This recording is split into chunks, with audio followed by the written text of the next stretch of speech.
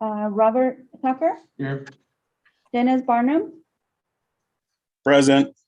Ignacio Alegre, Here. Cheryl Alexander, Present.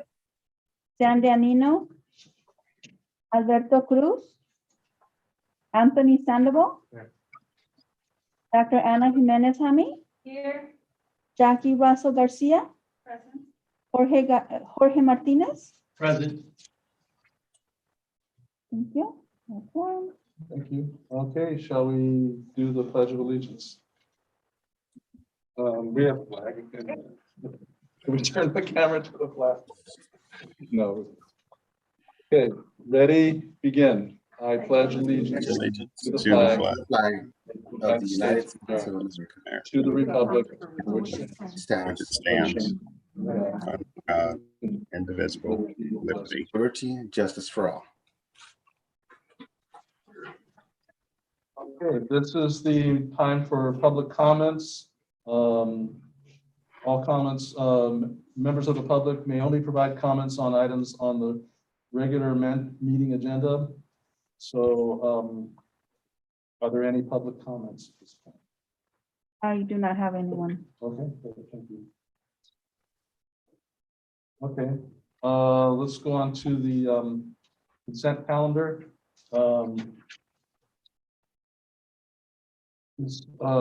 Will someone please move approval of the minutes of June 8th, 2021?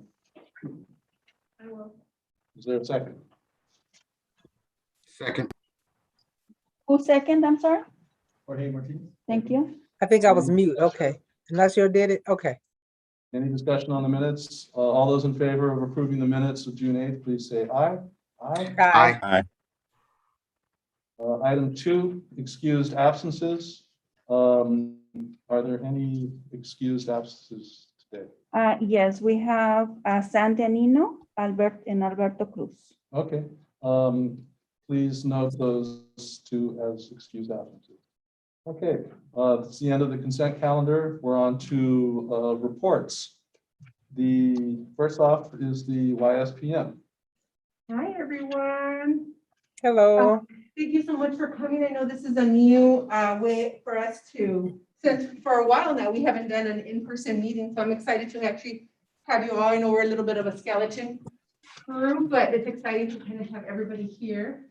The YSPN has been busy working on trying to enroll for last year and for this current year. So as you guys know, COVID has been challenging for the last couple of years, but I know they're getting back in the swing of things. I know things are starting to get busy. I'm hearing a lot more movement from all of our providers.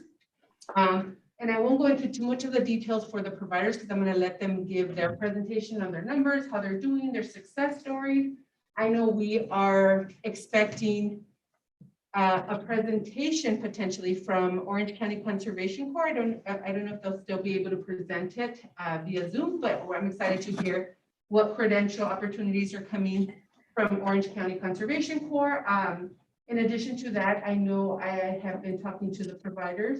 Coming up is the ending of the first initial contract, which we had extended them through December 2021.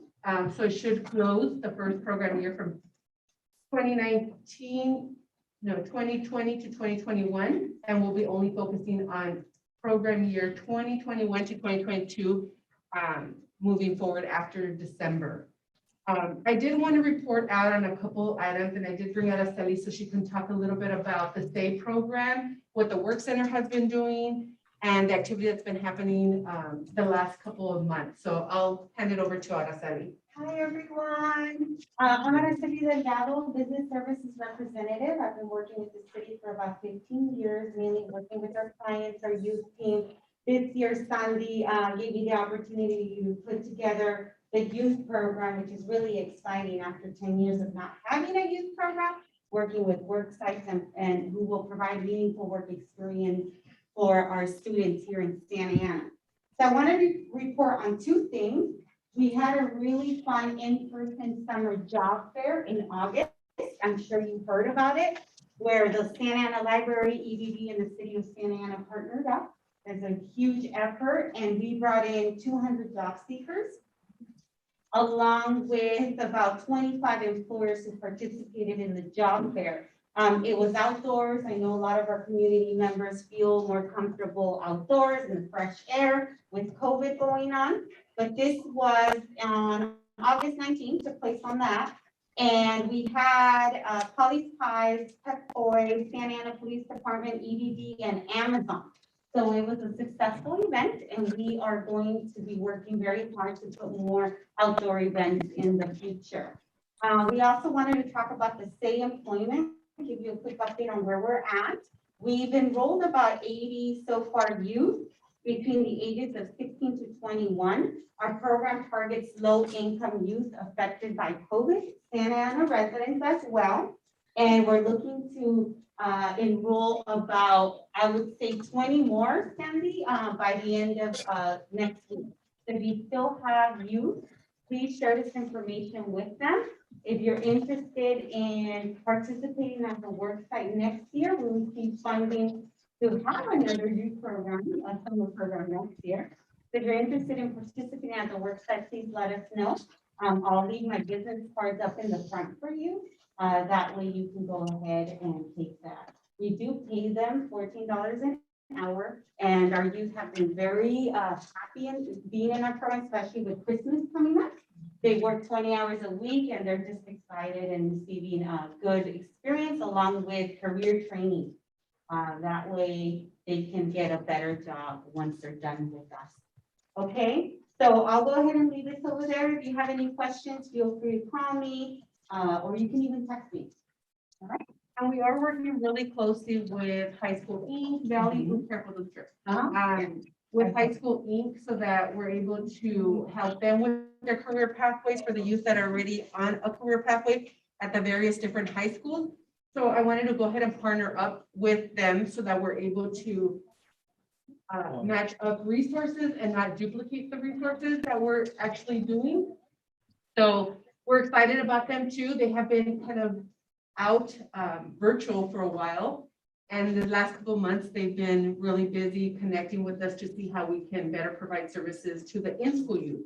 I know a lot of our current youth service provider network, the main focus is for our out of school, which was the purpose for the same program, was to help connect those younger youth, 16, 17-year-olds with the work experience and the work readiness components that our year-round programs also offer. So we're excited to be able to offer those services to our younger population that are going to school, whether it's a traditional school, whether it's an access school, or if they're having trouble too, we're partnering with them to make sure that all the youth that are within that age range are also still getting some type of workforce services. Do they need to be basic skills deficient? No, the great thing about the SAVE program is it has a different criteria and a different funding source, but it still benefits the whole network as a whole.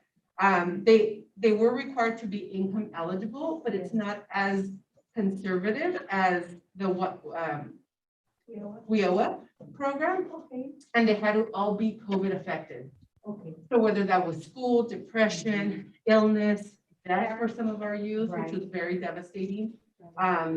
Loss of wages, loss of work hours for their parents. They all had to be affected in one way or another, their family unit, in addition to the income. And then of course, all the other criteria that we have, which is right to work, 16 to 21 years of age, etc. But the majority of our youth, I believe, were within that age range of 16, 17, 18-year-olds. And I'll bring in some paper applications. Feel free to just tell them to come here to the work center, because usually with you, they have a lot of questions. And it's easier when we talk to them one-on-one to fill out the application, but they can also apply online. Yeah. Okay, so I'll bring flyers now and then the paper applications, that way you can take them with you. Can we have your cell phone number? You said text. Yeah, I will give you my texting number. Yes, I don't think it's on my card, but I'll write it down. Okay. Thank you so much for your time. Okay, sure. Other than the $14 an hour, are you guys able to help with like bus pass, some type of transportation? That is a really good question. Yes. For those who don't have the funds to get to their work site, yes, bus pass and gas card. The amount of $50 per month. Okay, so that's also one of our supportive services. And for some of our work sites, they did require for us to either TB testing them because they were working with youth at the schools, or a background check, or drug testing, depending on what. We have a couple of youth working at the police station with the PAL program. And each worksite had their own criteria, so we wanted to make sure to address that, to give the youth an opportunity in a variety of different work sites to be able to partake in. And the youth got to choose what work site they worked at based on their location, what they were doing, when they were at school, if they were coming from home, etc. High School Inc., that's been in Santa Ana a long time. Correct. You know, I remember speaking with board member John Palacio, he just can't say enough good things about it. Yeah. It's his baby. It's his baby.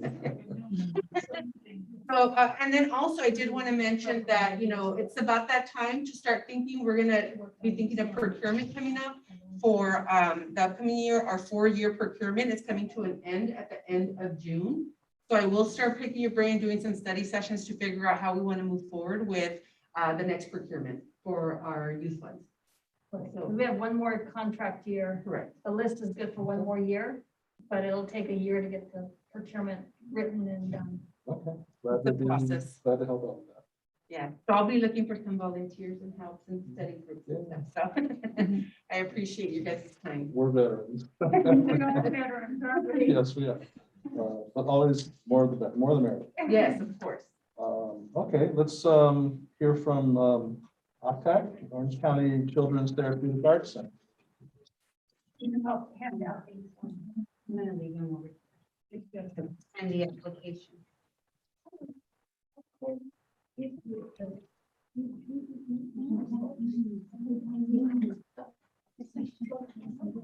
Hello, my name is Morales. I'm the youth council from work with OCTA, the YEP program. And so today we'll be starting off with summary of a follow-up youth from 2020 to 2021. We enrolled 17 youth, and 8 were carried over due to the extended contract. And we served youth with the following barriers: so basic skill deficient, disability, poor work history, high school dropout, parenting, or foster youth. The graphics, the numbers. Out of all the youth that we enrolled, all were identified as basic skills deficient. And not all of the participants in this cohort have been tested due to the extended contract, and some were carried over. Out of the ones that were carried over, 2 improved. 1 improved in numeracy and 1 improved in literacy, and the remaining participants will be tested, the post-day test by December. Work and school placement update. Out of the 17th youth, 14 are either employed or in school. Examples of places of employment is Santa Ana College Child Development Center. 1 youth is there. 1 is actually employed at OCTAC for our wraparound program. 1 is in hospitality at Andre Boating Bakeries, and 2 are in retail, which are in Kleinon and Ecotown Thrift Store. And 11 are participating in school. And in terms of schooling, 2 youth are in high school, 8 are taking classes in Santa Ana College, and 1 is enrolled in Cal State Fullerton. And 4 participants at this cohort have obtained their high school diploma, and 8 are continuing their education to get a degree or certificate. Now moving on to a current summary of the current youth. So far for this year, we've enrolled 6 participants out of the 20 required. 3 additional applications are currently under review, and 2 applications are in process. And the barriers that this youth have are basic skills deficient, disability, poor work history, parenting, and foster youth. And the chart, the second part, the chart depicts the number of youth at each flex placement. So we have 2 who are working as an administrative assistant, 1 in childcare, and 3 are doing a digital arts class, video production with OCTAC. And for our success story, we have a video. Yes, let me bring that up. Able to email the video to the Zoom participants. Have you emailed it to Bianca? Let me see if I can share the screen. Because I will have to.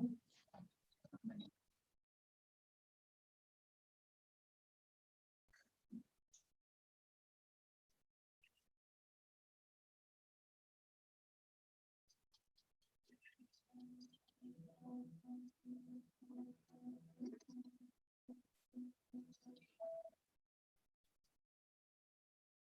name is Ian Aguilar. I joined the REP program last year, 2 regulars and 1 professors. So far, I got hand on the screen for beer production and on the students in business. Awesome. It's very nice. Good helpful. I think I gotta use this stuff in the future. Can't cheat. My name is Ian Aguilar. My experience with beer production class was pretty fun. It mostly was review, but I did learn some stuff like wide shot, landscape, close up, extreme close up, and very extreme close ups. And there was some other stuff I learned. Becky would talk about lights, like how important like light is.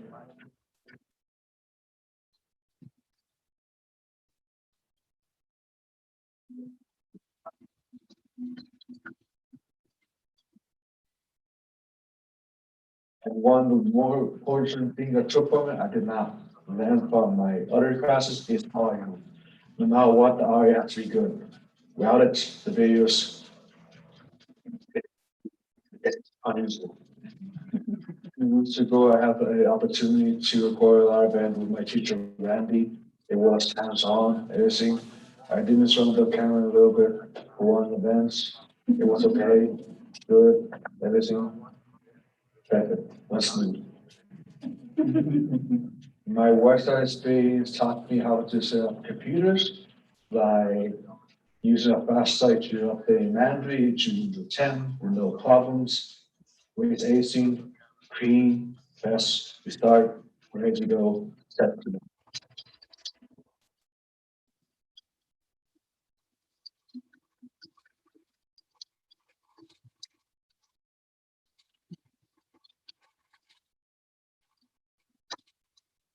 My short-term goals were getting a J after Christmas at college.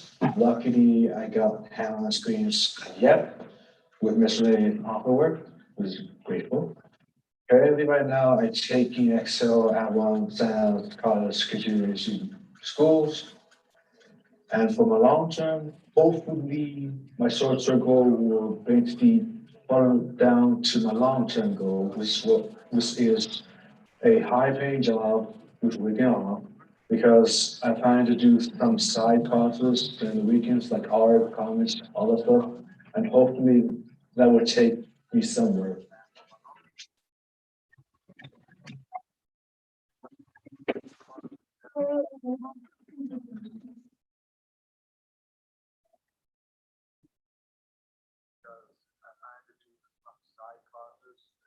He's one of the brave ones that came in person.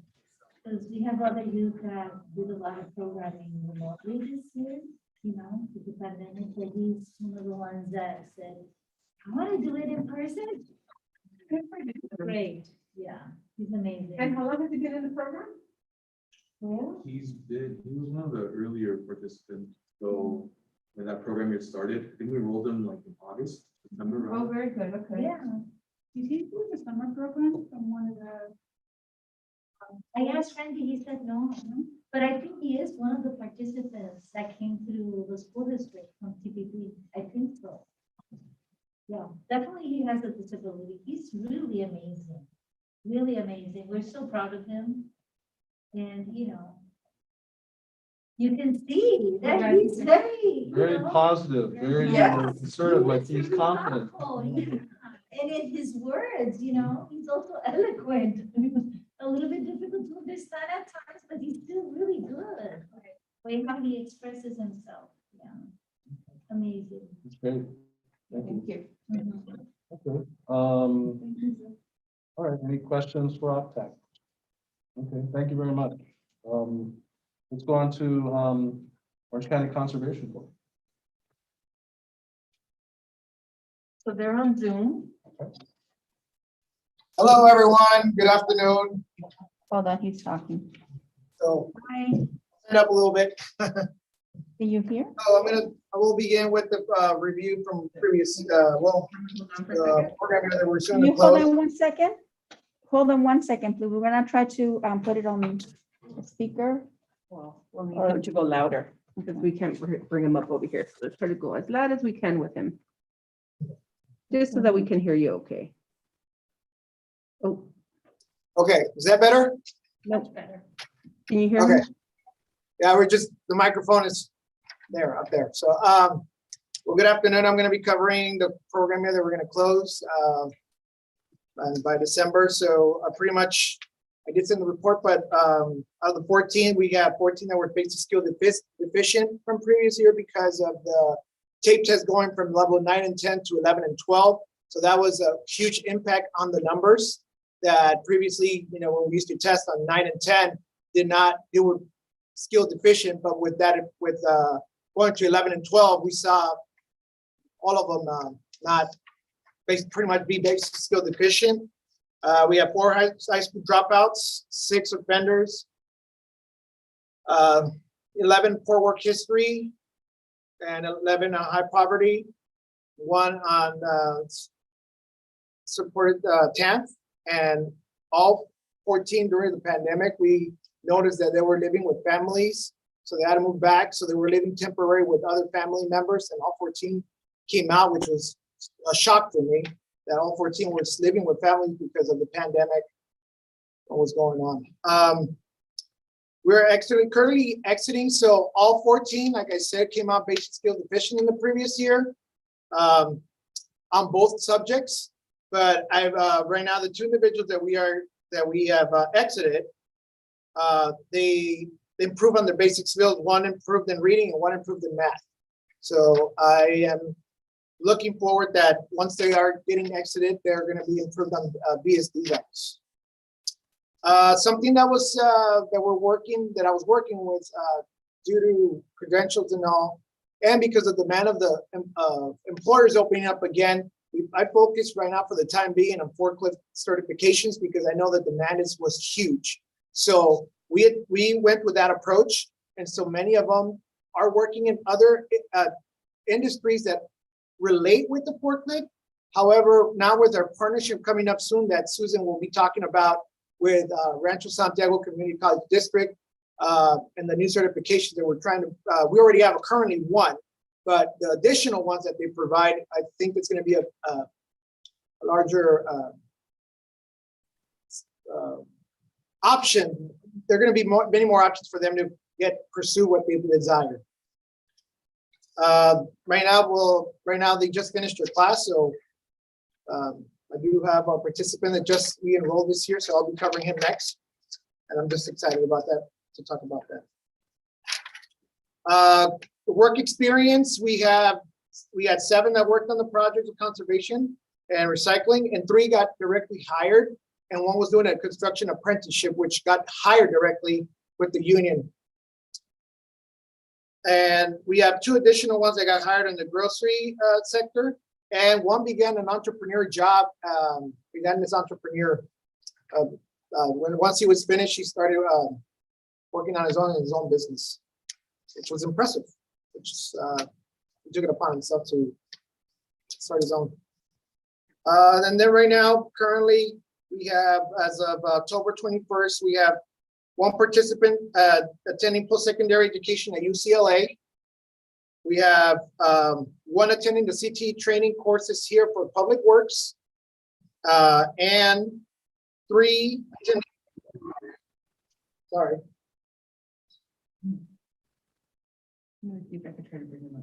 And then 3 attending post-secondary education, secondary education here still at our school. Now I'm going to go with the current one. Right now we have 1 officially enrolled, and we'll have 4 on the works. 1 has an IEP, and the one I just met before coming over, the individual is previously foster youth, and so that was expressed by him. So that's great. That's great that we're helping individuals in different with different barriers. From the 4 that we're working with test and enrollment and process, 3 are BSD in reading and 4 are BSD in math. We do have a work experience. This is the fine gentleman that's here next to me to my right. He is currently working on the recycling projects. And so we have one officially for this program year enrolled and doing his WEX here at the Conservation Fuels Recycling Department. Sorry? Go ahead. Okay, so that's where we're going thus far. Thus far, that's what we have on the works right now. Any questions? Darren, did you want to speak about the new credential or will they be presenting? Susan will be talking about it. Unfortunately, our CEO wasn't able to make it. She just noticed that she had a double booking, so unfortunately she wasn't able to make it, but Susan will talk about that more. She will elaborate a little bit more on it. But before we go with Susan, I have Martin Munoz Gurola, who just enrolled this program year. And he just finished his class on the other side of our campus. He finished his class with Public Works for the Public Works certification. And I think it's like the fourth class? The fourth class. So here he is, excuse me, and I'm just gonna be stepping aside.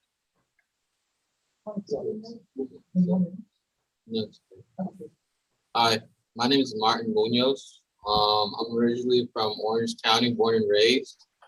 Well, a little bit about myself and how I gravitated to Orange County Conservation is I was referred to originally by a friend, but before that, I kind of took interest in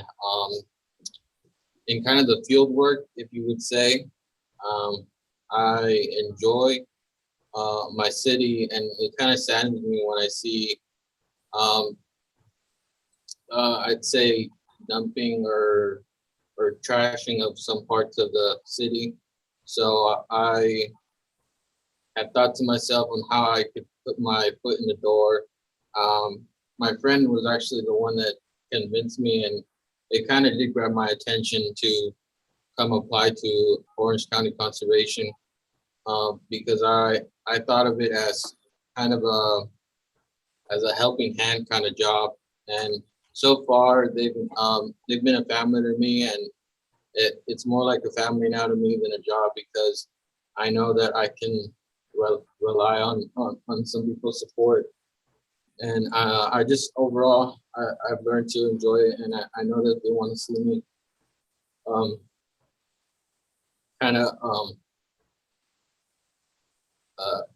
learn a little bit more about the public works. And I'm kind of excited to kind of get out there and do what I can for the city of Orange. Thank you.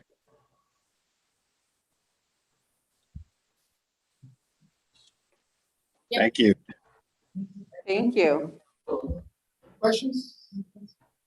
Does anybody have questions? No, excellent, thank you.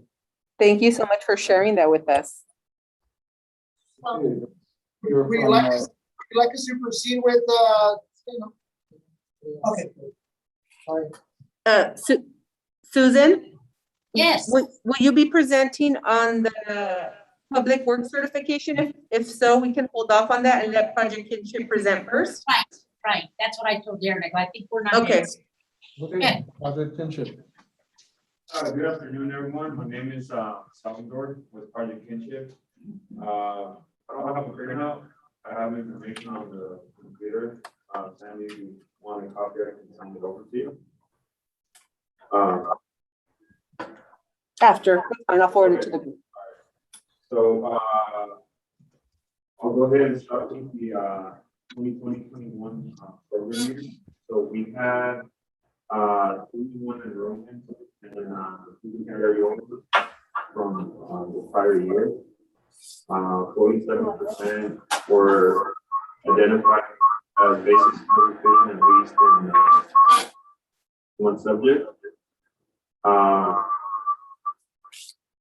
The youth serve as one or more of the following areas: justice involved, poor work history, dropout of high school, parenting, foster, and homelessness. In regards to placements, currently from the 2021 program year. 82% are either employed, enrolled in school, or both.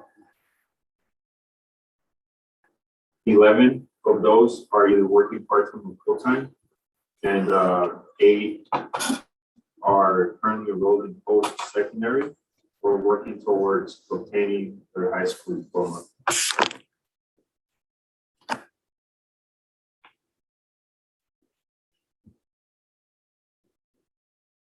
And as far as the current program, 2021, 2022, we currently have 4 youth enrolled. 8 are pending eligibility, and this is mostly due to still working on obtaining required documentation like ID, birth certificate. So just helping those youth with vouchers in order to get those documents in as soon as possible.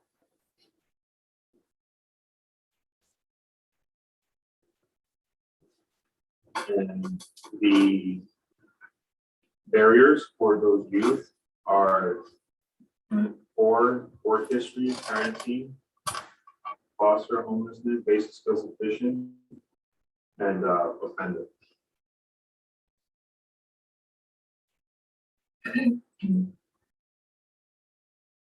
And that's it. Awesome, thank you. Does anybody have questions?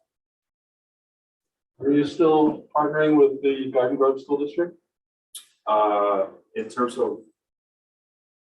I see there's a partnership with the, I live in Garden Grove. Okay, oh yeah, I believe that's through the other program, which gives us a lot of the referrals. It's called the schools program. Okay. I know they started here in Santa Ana. They serve a lot of the schools here. One of the schools where we tend to get a lot of referrals from is Reach Academy. A lot of the students that go there, that's like their last stop, and they tend to be just as effective.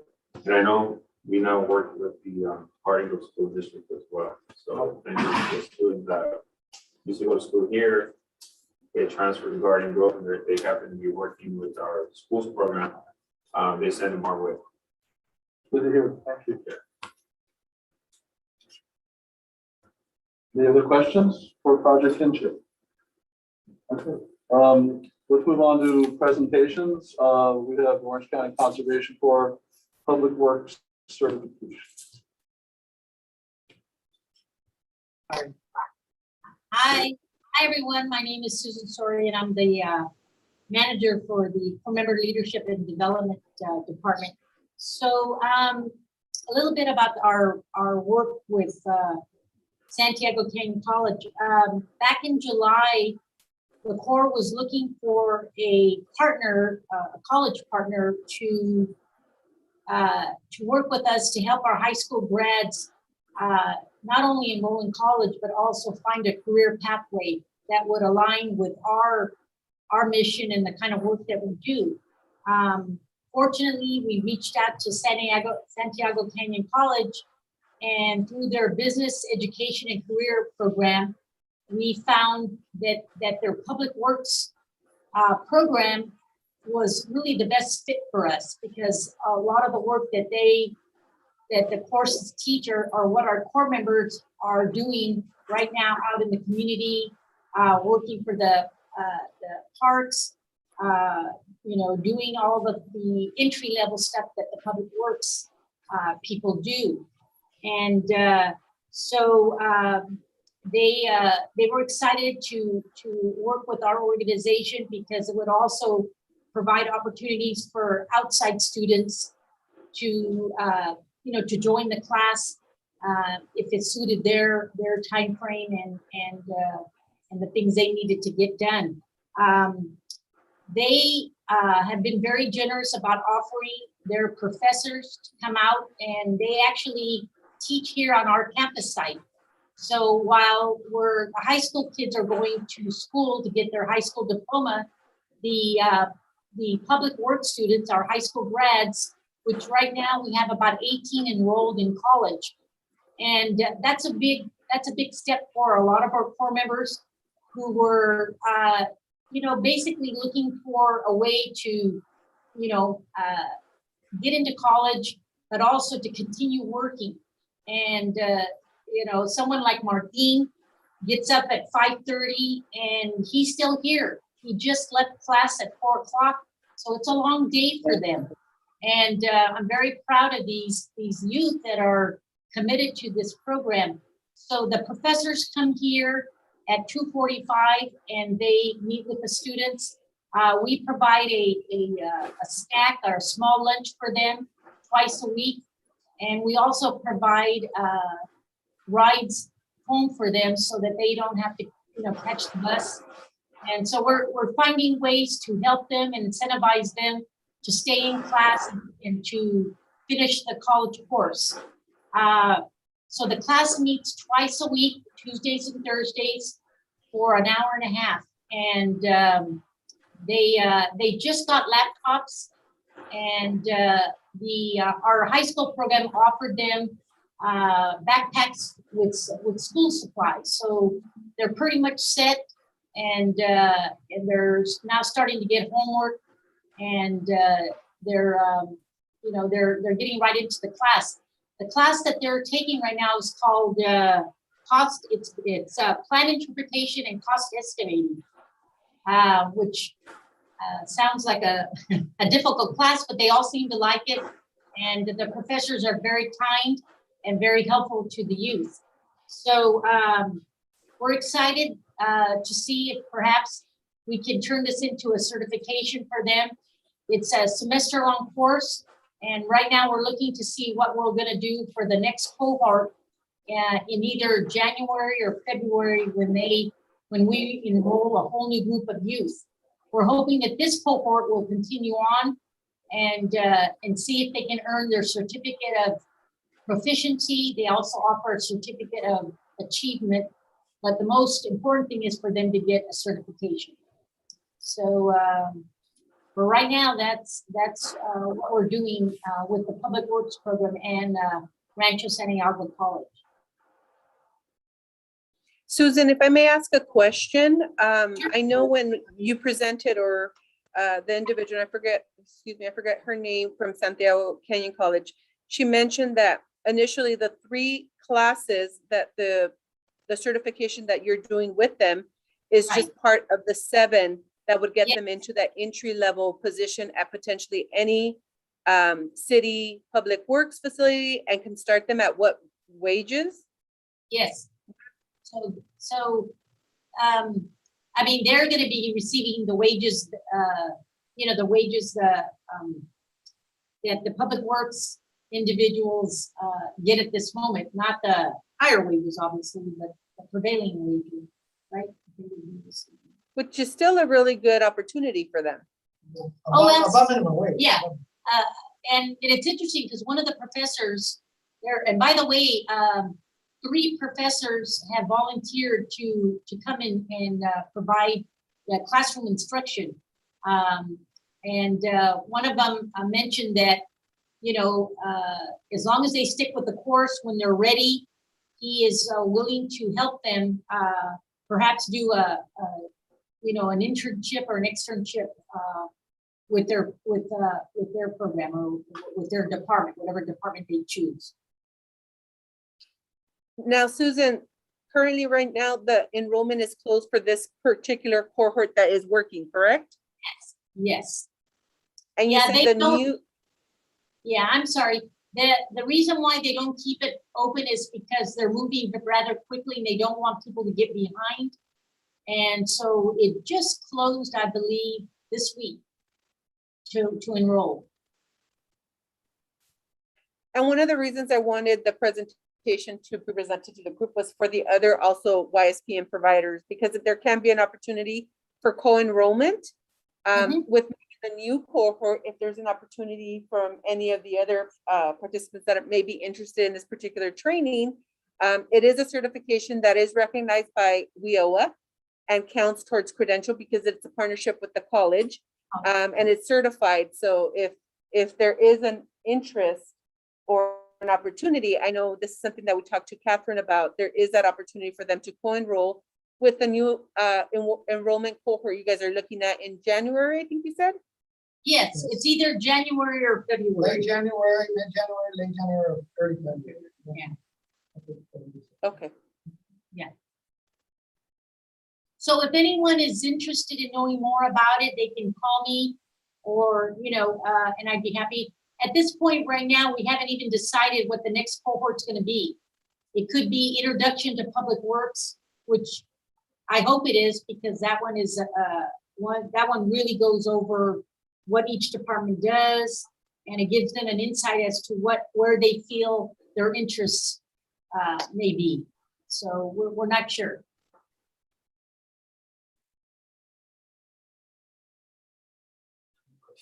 George has a question. Arjo?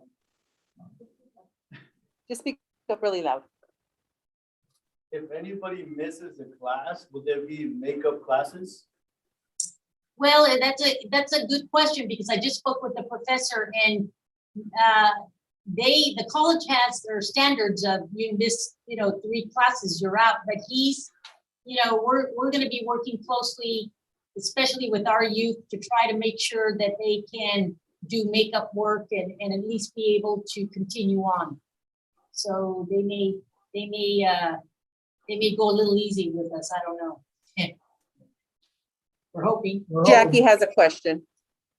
I just want to make sure, I always come from this side because this is where my heart is, that students that would have, or young adults that would have disabilities, is there any place for them? Can you work with them? Can you tutor them in order to get through these programs?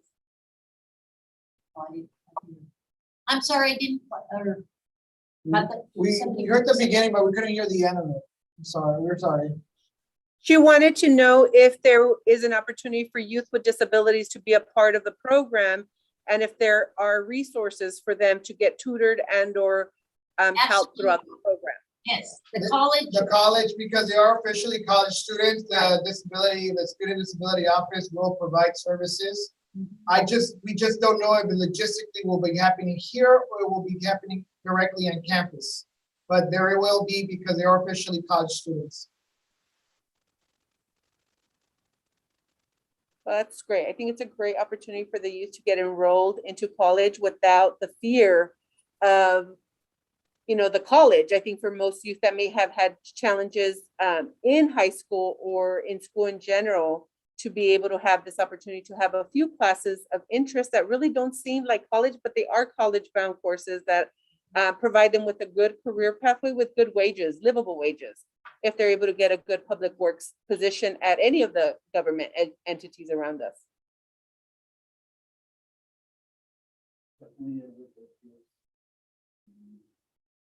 Any other questions? Okay, thank you very much. Let's go on to staff member comments. Any comments from staff members? None for me. There's a presentation by Araceli. Okay, awesome. Youth Council Committee member comments from Youth Council Committee members. No.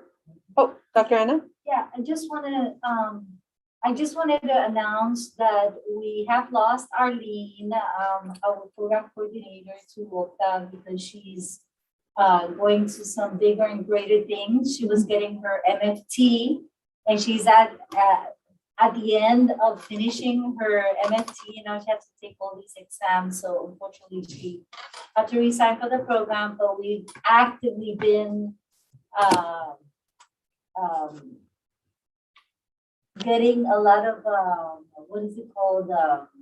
resumes, and tomorrow we are going to interview like 3 or 4, right, Jackie? Mm-hmm. And Jackie has been helping me this month with some of these important requirements for the program. So hopefully by our next or before our next youth council meeting, we should have a replacement for Arlene. Great. She wanted to be here, but unfortunately, her class is on Thursday evenings. So unfortunately, she couldn't say goodbye, and she asked me to, say goodbye. please send our good wishes. Thank you. She'll come to visit us after her big exam in November. She has this big exam in November, and we really are gonna miss her tremendously. Because she was with us for more than 5 years. She was great. And wonderful, but we still have some really great people like Seth and Elizabeth, and Jackie's been helping us until we recruit the new person. Is there other comments from youth council members here or online?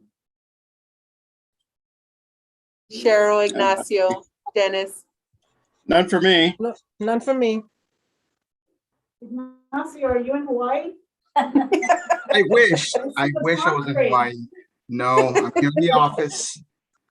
Just want to tell everyone that I really enjoy hearing the stories and also everything that you guys are doing. So just want to commend that. And I honor all the work that you guys are doing. So, keep up the good work, everyone. Thank you. Okay, I have one general question for staff and just kind of a current event comment. Artificial intelligence. Like that? Like that, or like coming in and out of the parking lot, no person and trying to.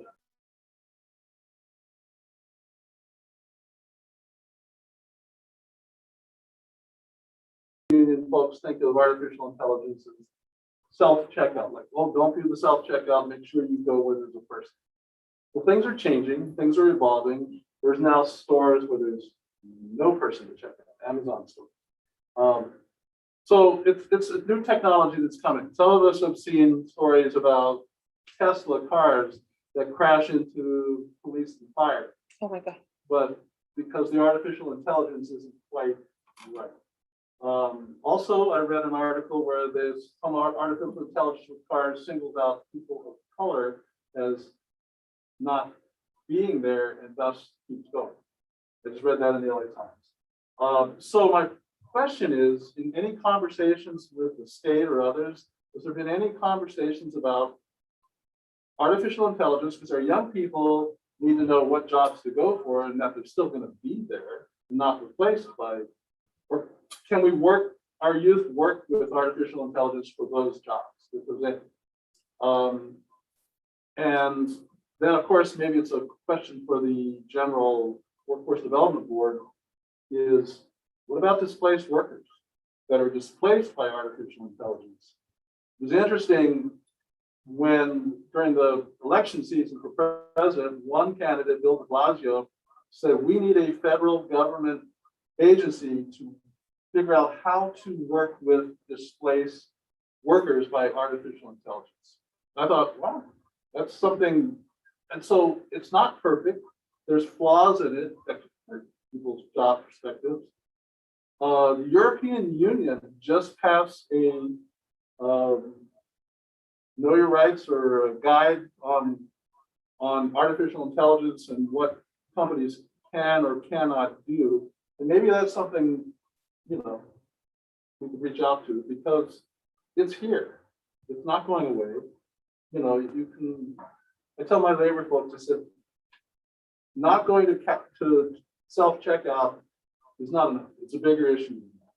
And so anything you hear?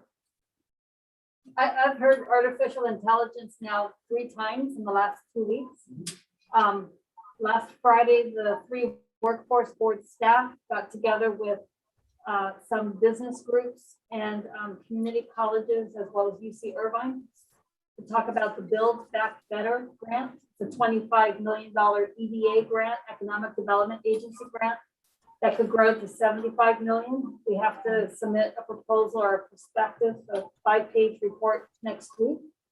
And artificial intelligence is one of the occupations that we think could grow in Orange County based on data that was shared by OCBC and Wallace Walrod is one of the growing industries for Orange County. So there is some discussion that's starting to take place on what is currently being offered by our community colleges and our 4-year institutions, and then feeding it through the strong workforce that's taking place at the high school level for future jobs. And then also it came up again The community college has submitted their strong workforce 5-year plan, and artificial intelligence is one of the career occupations that is in there.